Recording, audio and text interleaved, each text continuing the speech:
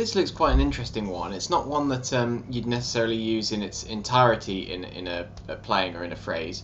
Basically what we're doing is stacking two arpeggios one on top of another to create this really interesting tritone sound.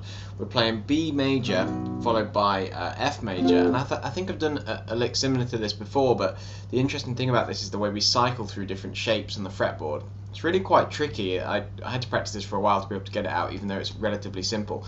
Now this is something that in fourths tuning there's a really easy way to do it, but in standard tuning, which I'm in at the moment, I've been doing a lot of teaching work, so I'm still in standard and I'm working some things out there. So I'm trying to sort of find interesting things in standard tuning that are quite fun to do, things that you can't do in fourth tuning.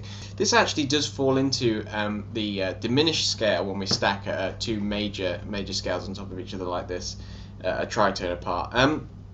Practice this slowly. I've got the lick coming up slowly in a minute. It is a really good one for the picking. It starts off sort of alternate picking, economy picking, and then go into alternate picking. It's a tricky one.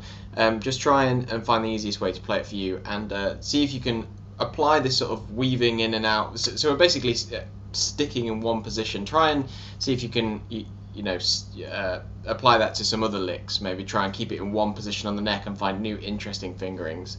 That's certainly what I've hopefully done here. Thanks very much for watching, and I'll see you next week.